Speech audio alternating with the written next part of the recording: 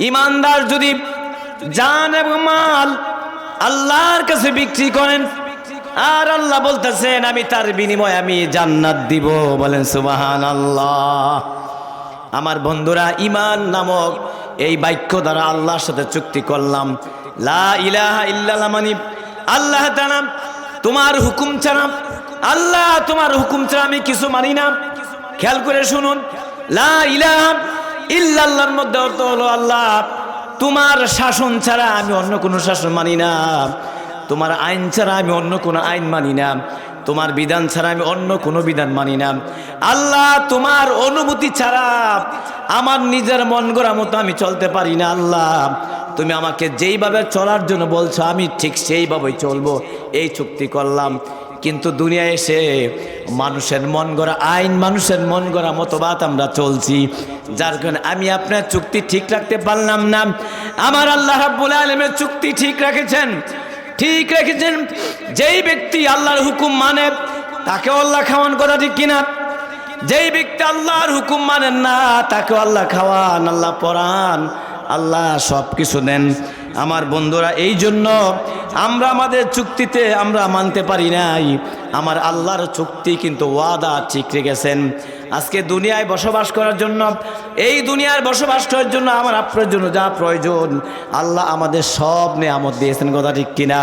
কিন্তু আল্লাহ আমাদের কাছ থেকে যা চান আমরা কিন্তু আল্লাহকে দিতে পারি নাই।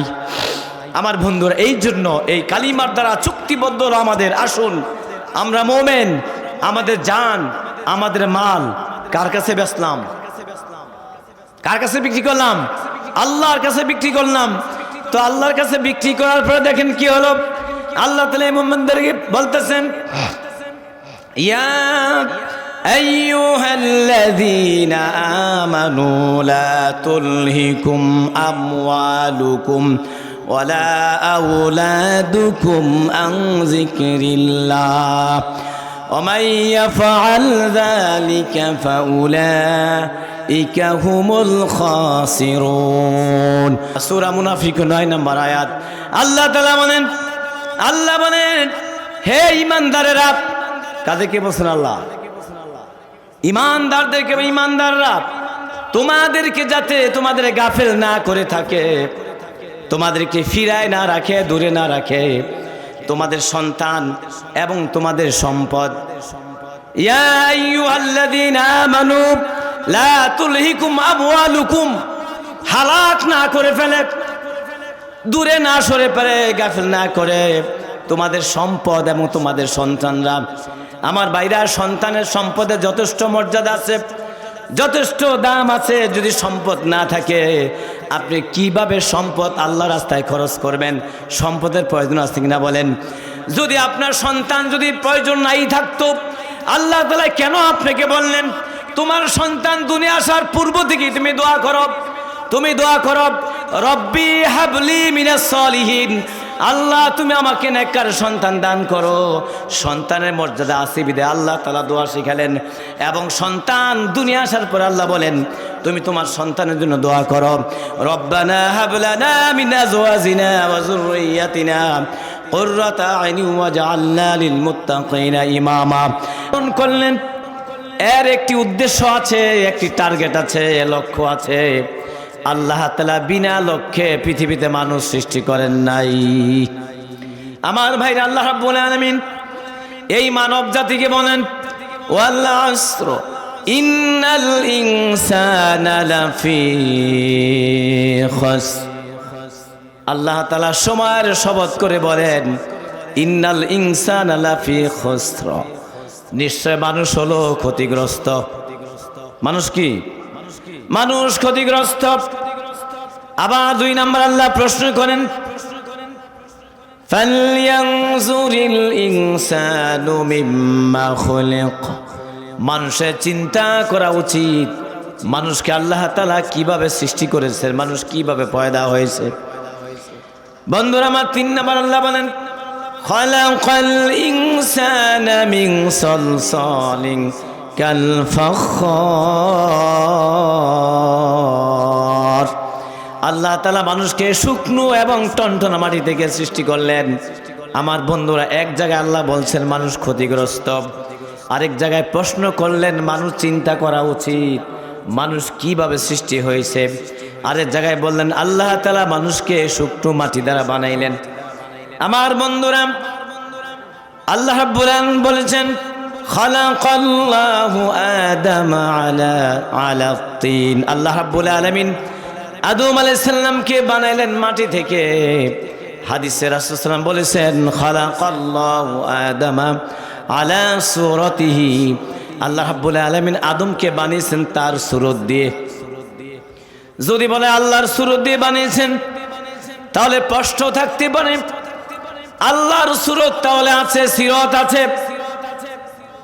এইখানে তার ব্যাখ্যা আসছে আল্লাহ রাব্বুল আলামিন আদম আলাইহিস সালামকে তার সূরত দিয়ে বানিয়েছেন। আদম আলাইহিস সালামকে যেই রকম নকশা তৈরি করলেন আল্লাহ তাআলা, আদম আলাইহিস সালামকে বানানোর পূর্বে যে প্ল্যান তৈরি করলেন, আল্লাহর প্ল্যান অনুযায়ী আদম আলাইহিস সালামকে বানালেন। এই জাতিকে আল্লাহ বলেন লাকাদ খালাকনাল ইনসানা ফি আহসানি তাকওয়িম।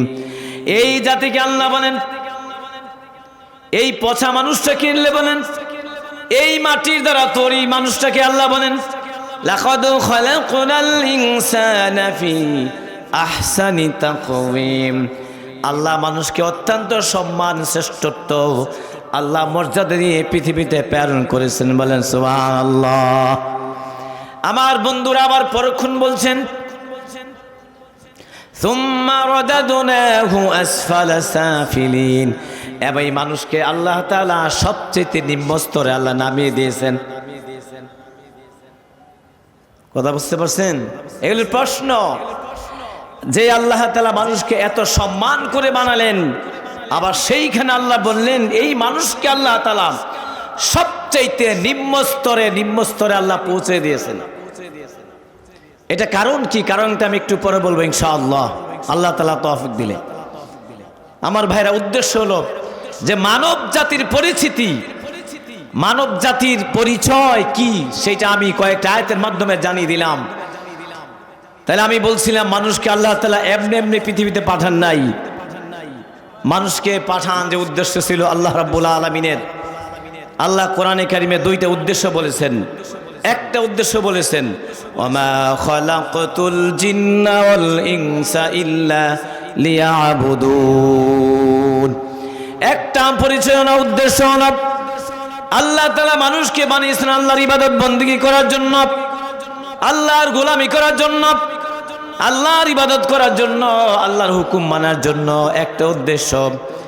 আমার ভাইরা, আরেকটা উদ্দেশ্য হলো আল্লাহ বলেন ওয়াইয ক্বালা রাব্বুকা লিল মালাইকাতি ইন্নী জাইলুন ফিল আরদি খলিফা। আল্লাহ বলেন রাসূল আপনি সেই সময়ের কথা স্মরণ করুন যখন আপনার প্রভু ফেরেশতাদের সামনে উপস্থাপনা করলেন যে আমি পৃথিবীতে, আমি দুনিয়ার মধ্যে আমি আমার প্রতিনিধি সৃষ্টি করতে চাচ্ছি। তাহলে মানুষ কি আল্লাহর প্রতিনিধি? কার প্রতিনিধি? আল্লাহর প্রতিনিধি। আমার ভাইরা, আজকে যে শ্রেষ্ঠ মানুষ, এই সম্মানী মানুষকে আল্লাহ মর্যাদা দিয়েছেন, আবার অপমান করেছেন। কি করেছেন? আল্লাহ মর্যাদাও দিলেন, আবার কি করলেন? অপমানও করলেন। মর্যাদা কখন দেয়, অপমানিত কখন হয় আপনারা বুঝছেন তো সব। আপনার বাড়িতে একটা কাজের লোক রাখলেন, এই কাজের ছেলেটা যদি আপনার হুকুম, আপনার আহকাম, আপনার আদেশ যদি পরিপূর্ণ পালন করে, তাকে সম্মান করবেন না আপনি? আর যদি আপনি বলেন তুই এই পথে চলে, সে আরেক পথে চলে, অপমান করবেন কিনা? তাহলে দুনিয়ার ভিতরে সম্মান আর অপমান হলো তার কার্যের উপর নির্ভর করবে। ভালো কাজ করলে সম্মানিত হবে, আর যদি মন্দ কাজ করে তা সে কি হবে? অপমানিত হবে। সমস্ত কথার সার কথা হলো আল্লাহ বলেন ইল্লাল্লাযীনা আমানু ওয়া আমিলুস সালিহাত। ওরা ব্যতীত ওরা পথভ্রষ্ট হবে না, ওরা অসম্মান হবে না, ওরা অপমানিত হবে না, ওরা লাঞ্ছিত হবে না, ওরা জাহান্নামী হবে না, যদি তারা এই কাজটা করে। ইল্লাল্লাযীনা আমানু ওয়া আমিলুস সালিহাত। ঈমান আনার পর আমলে সালিহা করে, ভালো আমল করে। আমল শব্দ হলো কাজ। কাজ তো আমরা বুঝি, কি বলেন? ক্রিয়া বলা হয়, কাজ বলা হয়। আপনার দুইটা বাগান আছে, দুইটা বাগানের মধ্যে দুইজন কর্মচারী রাখলেন, মালি রাখলেন। এদের বললেন, বাবা তোমাদের দায়িত্ব হলো আমার বাগানটা রক্ষা করবা। এরা আপনার প্রতিনিধি, খেয়াল করে বোঝার চেষ্টা করবেন, এরা কি আপনার প্রতিনিধি? কারণ আপনি তো বাগান পাহারা দেওয়ার সময় সুযোগ নাই, তাকে দায়িত্ব দিলেন যে তোমরা এই বাগানটা পাহারা দিবা।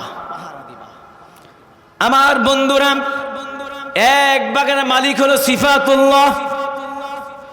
এই লোকটা দেখতে বড় সুন্দর, চমৎকার চেহারা, বডি ফিটনেস ভালো, সুশিক্ষিত সম্ভ্রান্ত পরিবারের ছেলে।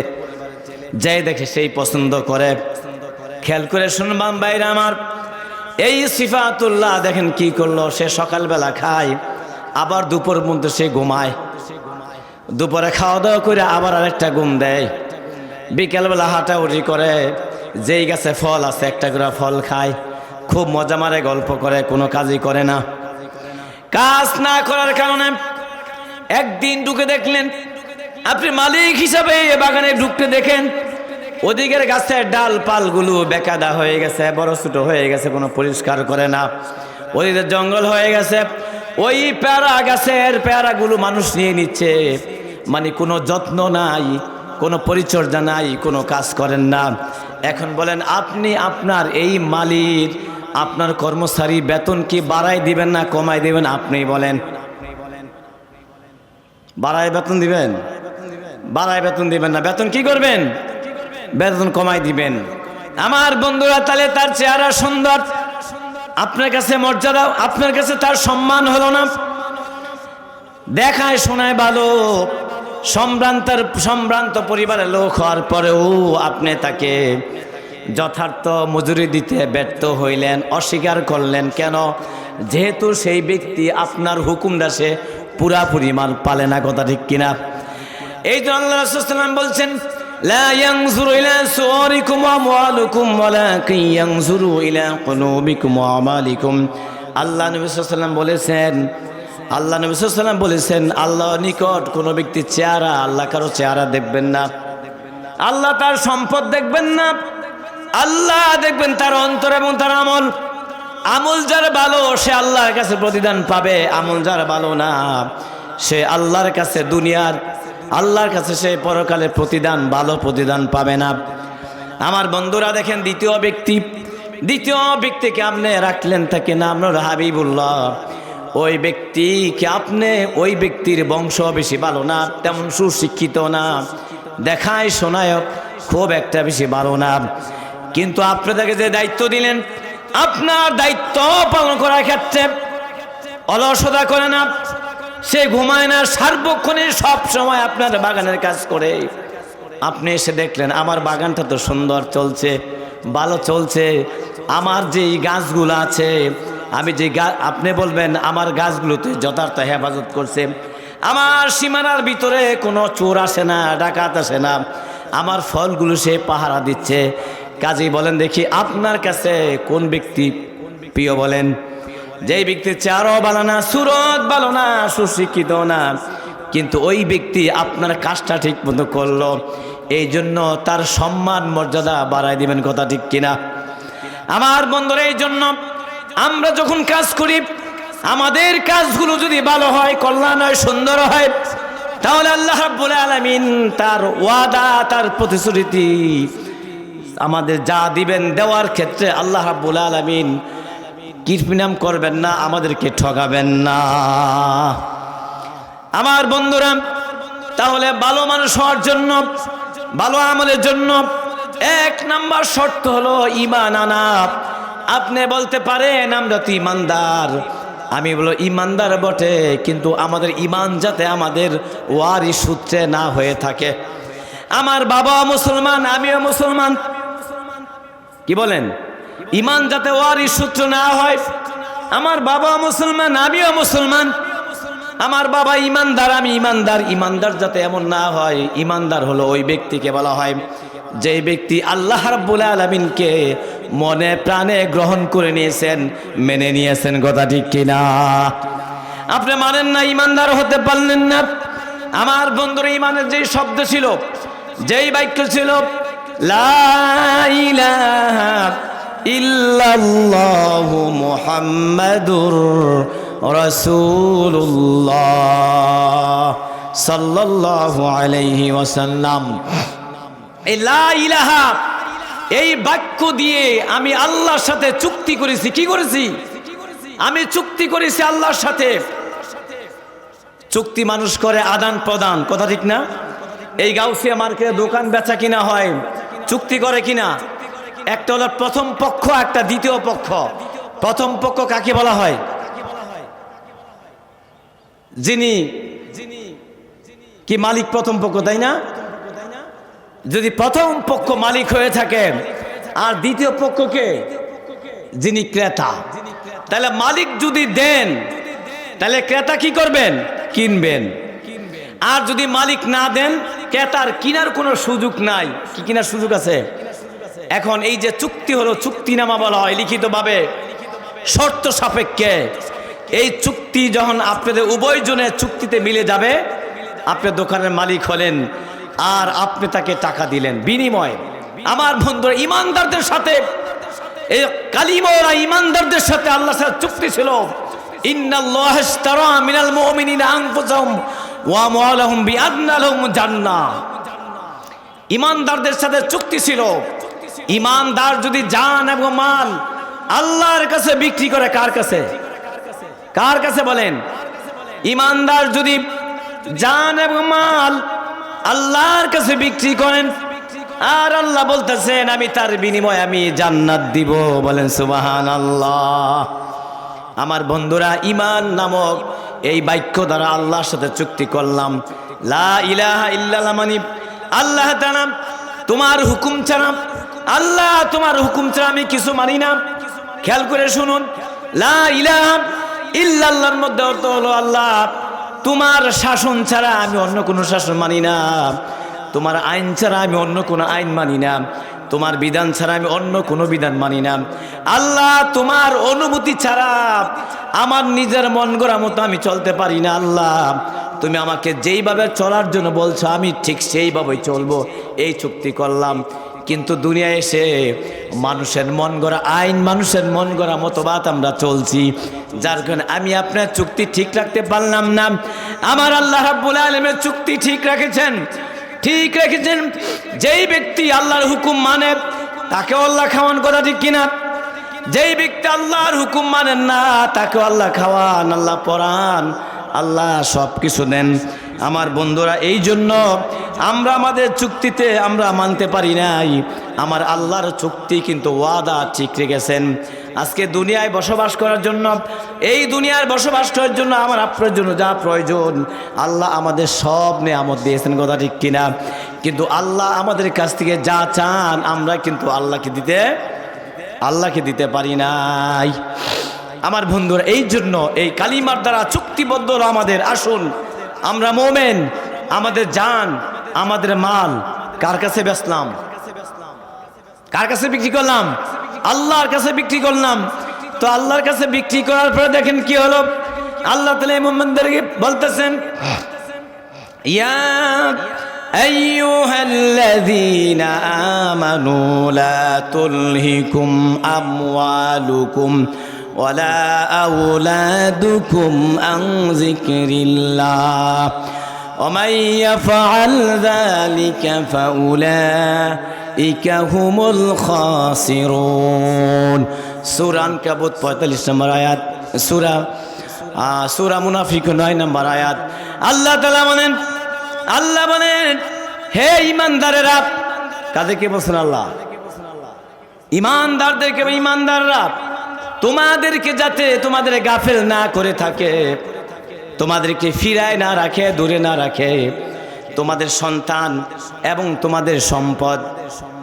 ইয়া আইয়ুহাল্লাযীনা আমানু লা তুলহিকুম আমওয়ালুকুম, হালাক না করে ফেলে, দূরে না সরে পড়ে, গাফেল না করে তোমাদের সম্পদ এবং তোমাদের সন্তানরা। আমার ভাইরা, সন্তানের সম্পদে যথেষ্ট মর্যাদা আছে, যথেষ্ট দাম আছে। যদি সম্পদ না থাকে, আপনি কিভাবে সম্পদ আল্লাহ রাস্তায় খরচ করবেন? সম্পদের প্রয়োজন আছে কিনা বলেন?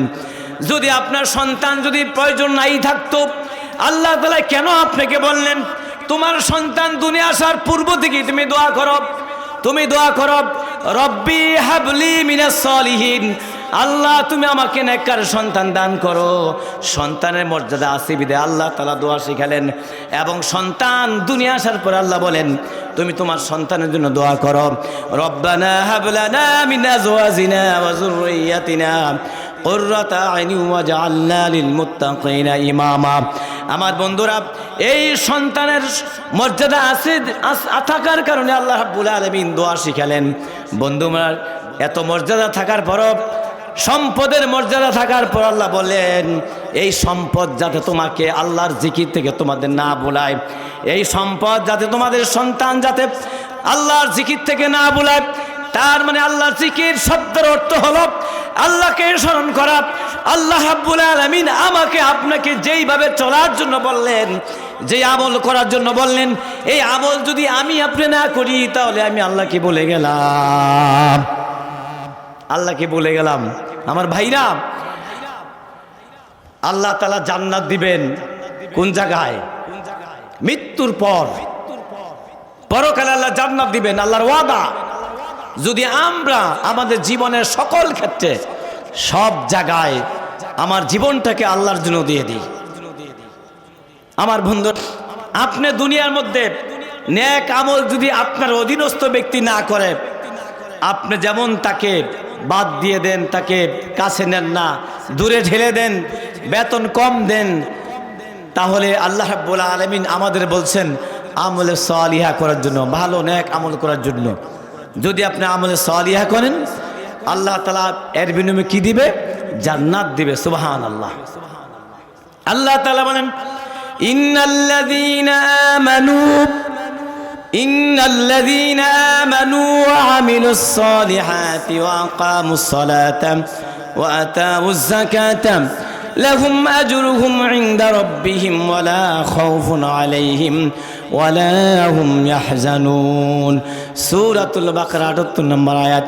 সেখানে আল্লাহ বলেন নিশ্চয় যারা ঈমান আনলো, আমলে সালিহা করলো এবং নামাজ কায়েম করলো এবং যাকাত প্রদান করলো, লাহুম আজরুহুম ইনদা রাব্বিহিম, তাদের প্রতিদান রয়েছে তার রবের কাছে, তার প্রভুর কাছে। ইনদা রাব্বিহিম ওয়া লা খাউফুন আলাইহিম ওয়া লা হুম ইয়াহজানুন। ওই ব্যক্তির কোনো চিন্তা নাই, ভয় নাই। কোন ব্যক্তির জন্য? যেই ব্যক্তি ঈমান আনার পরে আমলে সালিহা করলো, নামাজ কায়েম করলো, যাকাত প্রদান করলো। এই আয়াতে বলছেন, আল্লাহ বলেন তাদের প্রতিদান আল্লাহর পক্ষে রয়েছে। আমার বন্ধুরা, সূরাতুল হজ্জের 40-41 নম্বর আয়াতে আল্লাহ বলেন আল্লাযীনা ইম্মাক্কান্না ফিল আরদ আকামুস সালাতা ওয়া আতাউয যাকাত ওয়া আমারুনা বিল মা'রুফি ওয়া নাহাউনা আনিল মুনকার। আল্লাহ তাআলা বলেন তোমাদের মাঝে যখন ক্ষমতা আসবে, কোন ইসলামী শক্তি আসবে, কোন মোমেনরা ক্ষমতা আসবে, আমার বন্ধুরা ৭১ সালের পর থেকে এই পর্যন্ত বাংলাদেশে কোনো অমুসলিম ক্ষমতা ছিল? কি বলেন? কথা বলেন না কেন? অমুসলিম কোন ক্ষমতা ছিল বাংলার জমিনে? সবাই মুসলমান। এই ক্ষমতাশীল মুসলিমদেরকে, এই ক্ষমতাশীল সরকারকে আল্লাহ তাআলা বলছেন যখন কোনো মুসলিমরা ক্ষমতা যায়, 4টা কর্মসূচি। কয়টা? 4টি কর্মসূচি মুসলিম সরকারের জন্য, মুসলিম শাসকের জন্য। এই কর্মসূচি খেয়াল রাখবেন। 1 নাম্বার কর্মসূচি হলো তার নামাজ কায়েম করবে, সালাত কায়েম করবে। আমার বন্ধুরা, যাদের বয়স 70 বছর, 52 বছর, 50, 40 বছর বয়স আমরা কেউ দেখি নাই এই বাংলাদেশের নামাজ কায়েম হইতে। নামাজ কায়েম হয়েছে কিনা বলেন? নামাজ কায়েম নাই, নামাজ আদাউস সালাত আদায় হচ্ছে। তবে এক উক্ত নামাজ কায়েম আছে, সেটা কোন উক্ত বলেন তো? কে জানি বললেন? মারহাবা, ধন্যবাদ আপনাকে। সালাতুল জুমা, এইটা আমরা কায়েম করে নিয়েছি। ফজর উক্ত, জুমার দিন এই বুলতা গাউসে মার্কেট মসজিদে আর বুলতা বাস্টের মসজিদ আরো প্রপার যে তাঁতবাজার নুরমেনশো মার্কেট যে মসজিদগুলো আছে এই মসজিদগুলোতে জায়গা হয় না। আপনার গ্রামের মসজিদে জায়গা হয় না, ভরে যায় মসজিদ। এই জন্য 3 তলা 4 তলা 5 তলা করতে হয় মসজিদ। কোন সময়ের জন্য বলেন দেখি? শুধু সলাতুল জুমার জন্য।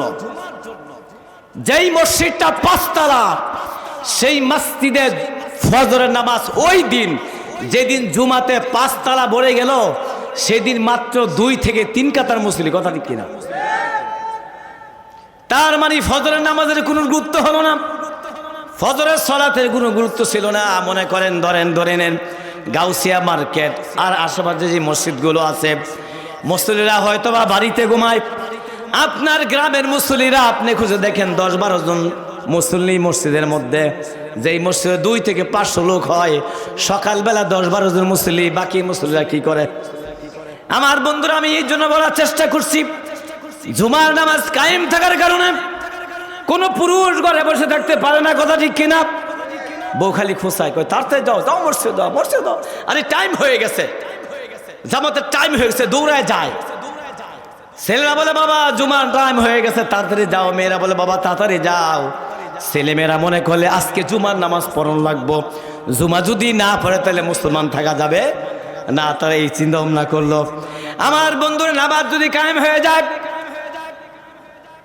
জুমাতে যেই মুসল্লি এই পরিমাণ মুসল্লি যদি ফজরে হয় তাহলে দেখবেন সারা দেশ আলোকিত হয়ে যাবে, মানুষের চেহারা মানুষের চরিত্র পরিবর্তন হয়ে যাবে। আমার বন্ধুরা, নামাজ যদি কায়েম হয়ে যায় তাহলে প্রত্যেকটি মানুষ নামাজ পড়বে বাধ্য হয়ে যাবে। আর যখন নামাজ পড়বে একসাথে জামাতবদ্ধভাবে তাদের কাছে ভালো লাগবে। সংক্ষেপ বলছি, 2 নম্বর হলো জাকাত জাকাত করতে হবে, প্রদান করতে হবে। আমার বন্ধুরা, জাকাতের সিস্টেম হলো যাদের উপর জাকাত ফরজ হয়েছে তাদের কাছ থেকে অর্থ নিয়ে যারা জাকাতের হকদার তাদের কাছে বিলি বন্টন করা, এইটা দায়িত্ব হলো সরকার। সরকার যদি ট্যাক্স অর্জন করতে পারে, সরকার যদি ট্যাক্স আদায় করতে পারে, সরকার কেন পারবে না জাকাত আদায় করতে? কথা ঠিক কিনা? সরকার যদি জাকাত আদায় করে, সরকারের দায়িত্ব এবং গভর্নমেন্টের দায়িত্ব হলো এই জাকাতের টাকাগুলো তারা বিলি বন্টন করে দিবে দরিদ্রদের মধ্যে। এই বাংলাদেশের মধ্যে যেই জাকাত হয়, এই জাকাত যদি যথাযথভাবে আদায় করা হয়, আগামী 5 বছর পরে এই দেশে জাকাত নেওয়ার লোক থাকবে না। বলেন ঠিক কিনা? আর কিয়ামত পর্যন্ত এইভাবে যদি জাকাত চলে, গতবার কয়টা লুঙ্গি দিলাম, কয়টা শাড়ি দিলাম, কয় হাজার টাকা দিলা, এইবার এই তরিকায় দিয়ে দাও, এইভাবে যদি চলে তাহলে কিয়ামত পর্যন্ত দরিদ্র মানুষের দরিদ্র দূর হবে না। কথা ঠিক কিনা? এত জাকাত কায়েম করবে একটা ইসলামী সরকার, ইসলামী হুকুমত কায়েম হলে তারা জাকাত কায়েম করবে। আমার বন্ধুরা, 3 নম্বর কর্মসূচি হলো, 3 নম্বর কর্মসূচি হলো তারা সৎ কাজের আদেশ করবে, 4 নম্বর অসৎ কাজে নিষেধ করবে। আজকে দেখেন অন্যায় অবিচল চলছে সমাজের মধ্যে, কেউ কোনো নিষেধ করতে পারে না। অন্যায় কাজ হচ্ছে, আপনি বাধা দিলে আপনাকে ধরবে। কথা ঠিক কিনা? আপনার বাড়ির পাশে তাস খেলছে, জুয়া খেলছে, গাঁজা খাচ্ছে, আপনার বাড়ির পাশে হিরোইন বিক্রি করছে, মদ বিক্রি করেছে, ফেন্সিল বিক্রি করেছে, আপনি যদি বাধা দেন তাহলে আপনার মামলা হামলা হবে কিনা বলেন? আর মামলা হবে, মামলার অফিস নিবে কিনা বলেন? অফিস নিবে। আর যখন এই দেশে দিন কায়েম হয়ে যাবে, মামলা যে কোন ধারা মামলা, কেন মামলা যখন বলবো আমি বাধা দিয়েছিলাম এই জন্য মামলা, যাই মামলা করতে যাবে তার নামে উল্টা মামলা হবে। অসৎ সমাজকে সৎ করার জন্য, অসৎকে সমাজ থেকে দূর করার জন্য আইনের বিকল্প নাই। কথা ঠিক কিনা? আইনের মাধ্যমে অসৎকে সৎ করা যায়। আজকে যদি বাংলাদেশে এমন একটি আইন থাকতো অন্যায় কাজ চলবে না, দেখবেন অন্যায় আসলে চলতো না। পরিশেষে হলো সৎ কাজের আদেশ, অসৎ কাজের নিষেধ। আমার বন্ধুরা, এই কাজটা করার জন্য এই দেশে ইসলামী গভর্নমেন্ট, ইসলাম প্রতিষ্ঠিত হওয়া লাগবে। ইসলামে প্রতিষ্ঠিত না হলে এগুলো পক্ষে সম্ভব না। আমার ভাইরা, ইসলাম কায়েম হলে কি হবে দেখেন, সূর্য যেমন মুসলমানের ঘরে আলো দেয়, কথা ঠিক কিনা? হিন্দুর ঘরে আলো দেয় সূর্য, বৃষ্টি হলে যেমন যেইভাবে মুসলিমের ঘরে বৃষ্টি পানি পড়ে, তেমনভাবে অমুসলিমদের ঘরেও পানি পড়বে। আমার বন্ধুরা, ইসলাম যদি কায়েম হয়ে যায় তখন দেখবেন যেমন মুসলিমরা শান্তি পাবে, অমুসলিমরাও শান্তি পাবে। কথা ঠিক কিনা? আমার বন্ধুরা, আল্লাহ নবী সাল্লাল্লাহু আলাইহি সাল্লাম 13 বছর সেই মক্কাতে তিনি মেহনত করলেন, পরিশ্রম করলেন, শ্রম দিলেন। এই শ্রমের বিনিময়ে তিনি কিছু সংখ্যক সাহাবী তৈরি করলেন, লোক তৈরি করলেন, দায়িত্বশীল তৈরি করলেন। দায়িত্বশীল তৈরি করার পরে তিনি ওই দায়িত্বশীলদের নিয়ে আল্লাহর নির্দেশে তিনি মক্কা থেকে মদিনায় হিজরত করতে গেলেন। কথা ঠিক কিনা? হিজরত করতে গেলেন। আল্লাহ তাআলা আল্লাহ নবী সাল্লাল্লাহু আলাইহি ওয়াসাল্লাম আদেশ করে, হে নবী, আপনার উপর যে কোরআনটা নাজিল হয়েছে এই কোরআন আইনগুলো, হুকুমগুলো আপনি রাষ্ট্রীয়ভাবে চালু করে দেন। সুবহানাল্লাহ। আল্লাহ নবী সাল্লাল্লাহু আলাইহি ওয়াসাল্লাম চালু করে দিলেন। আমার ভাইরা, মক্কা বিজয় হয়ে গেল। আল্লাহ নবী সাল্লাল্লাহু আলাইহি ওয়াসাল্লামের মক্কা বিজয় হওয়ার পরে আল্লাহ নবী সাল্লাল্লাহু আলাইহি ওয়াসাল্লামের পক্ষ থেকে যখন মক্কা বিজয়ের ঘোষণা হলো, কাফের সম্প্রদায় তারা মক্কা ছেড়ে তারা চলে যাচ্ছিল। আল্লাহ নবী সাল্লাল্লাহু আলাইহি ওয়াসাল্লাম তাদেরকে বাধা দিলেন, বললেন, তোমরা মক্কা ছেড়ে তোমাদের যাওয়ার তোমরা যাও না, আমরা তোমাদের পাশে আছি। আমার বন্ধুরা, এই জন্য আমি বলছি, আমার বন্ধুরা, ইসলাম কায়েম হয়ে গেলে আল্লাহ রাব্বুল আলামিন এই সমাজটা পরিবর্তন করে দেবেন ইসলাম কায়েমের মাধ্যমে। সর্বশেষ কথা, আল্লাহ তাআলা বলেন, আনাকিমুদ্দিন ওয়ালা তাতাফাররাকু, তোমরা দিন কায়েম করো। দিন কায়েমের জন্য তোমরা মতানৈক্য করিও না, ইখতিলাফ করিও না। তাহলে আনাকিমুস সালাত, নামাজ কায়েম করা যেমন ফরজ, দিন কায়েমের চেষ্টা করো কি তেমন ফরজ। আপনি যদি দিন কায়েমের চেষ্টা না করে যান তাহলে এর জন্য জবাব দিতে হবে। দিন কায়েমের চেষ্টা না করলে প্রথম প্রশ্নে আপনি ফেল। আপনাকে প্রশ্ন করা হবে, মান দিনুকা, তোমার দিনকে? আপনি বলবেন, আমি জানি না, আমি পারবো না, সব না আমার বলা। আর আল্লাহর হুকুম যদি আপনি না মানেন, আপনাকে যখন প্রশ্ন করে মান রব্বুকা, আপনি বলবেন, আমি তো জানি না, আমার জানা নাই। বন্ধুরা আমার, দিন কায়েম হয়ে গেলে সবার জন্য সুবিধা। এর দিন প্রতিষ্ঠা হয়ে গেলে নামাজ কায়েম হবে, দিন কায়েম হয়ে গেলে জাকাত প্রতিষ্ঠা হবে। দিন কায়েম হইলে অন্যায় কাজ সমাজ থেকে দূরে সরে যাবে, অন্যায় হবে না। যখন আপনার প্রতিবেশী যখন নাকি বাড়ি থেকে বের হবে, বাড়ি থেকে বের হওয়ার পরে দেখবেন, বের হয়ে দেখি মহিলাদের দিন প্রতিষ্ঠা হলে কিছু আমাদের ভুল ধারণা আছে। অনেকের ধারণা কি জানেন, দিন কায়েম হয়ে গেলে মনে হয় সবগুলো ব্যাংক বন্ধ হয়ে যাবে। অনেকের ধারণা একটা ব্যাংক বন্ধ হবে না, কিন্তু ব্যাংকের কর্মনীতি কর্মসূচি কি হবে? চেঞ্জ হবে। কথা ঠিক কিনা? যারা কর্মকর্তা আছেন তারা ঠিক জায়গায় থাকবেন, অফিসার ঠিক জায়গায় থাকবেন, কিন্তু তাদের লেনদেনের সিস্টেম পরিবর্তন হবে, কোরআন সুন্নাহর আলোকে হবে। আমার মা বোনেরা তারা মার্কেটে যেতে পারবে, বাজারে যেতে পারবে, এখানে সেখানে যেতে পারবে হিজাবের মাধ্যমে। কিসের মাধ্যমে?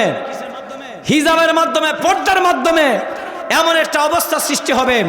কাজে অনেক বোনেরা চিন্তা ভাবনা করে, দিন কায়েম হয়ে গেলে আমরা মনে হয় আমাদের মতো রূপ দেখাইতে পারবো না। আমার মার, আপনি কেন রূপ দেখাবেন? আপনার সৌন্দর্য কেন অন্য পুরুষকে দেখাবেন? আপনার সৌন্দর্যকে আপনি ঢেকে রাখেন, ঘুরে রাখেন, আল্লাহ বরকত দিবেন এবং এক সময় তার বিনিময়ে আল্লাহ তাআলা আপনাকে জান্নাত দিবেন, দুনিয়া শান্তি, পরকালে শান্তি দিবেন। আমার বন্ধুরা, এই সন্ত্রাসী চাঁদাবাজি আছে কিনা সমাজের মধ্যে? গাউসিয়া নাই, কথা ঠিক কিনা? আছে, সন্ত্রাসী চাঁদাবাজি আছে।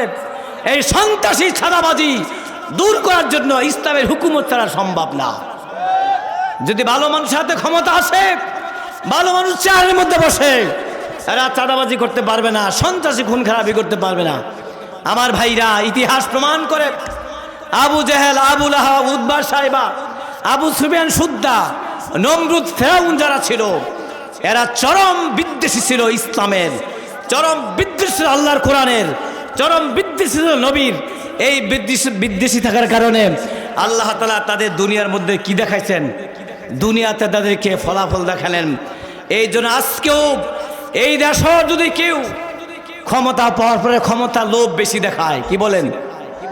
ক্ষমতা লোভ বেশি দেখায়, নেতৃত্বের লোভ বেশি দেখায়, জনগণকে তক্কা করে চলে, এদের ক্ষমতা কি থাকবে? থাকবে? আছে না গেছে গা? গেছে না? যাবে, আরো যাবে যদি এই রকম নমুনা কোয়ালিটি আমরা হই।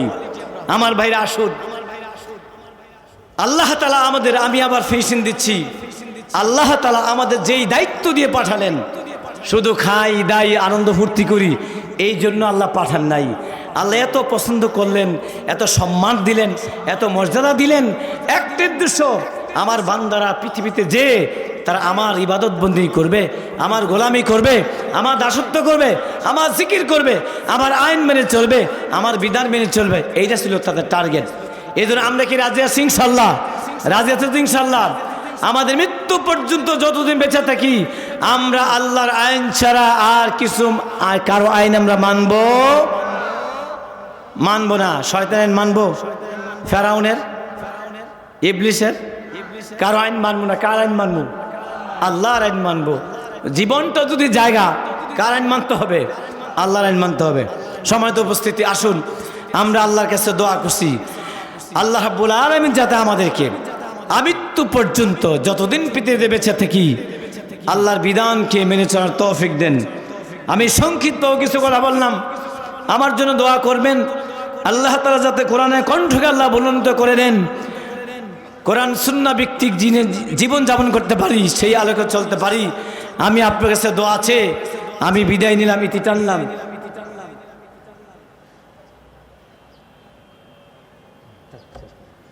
আমি ইতি টানলাম। ওয়াখি দাওয়ানা আনিল হামদুলিল্লাহি রাব্বিল আলামিন। আসসালামু আলাইকুম ওয়া রাহমাতুল্লাহি ওয়া বারাকাতুহু।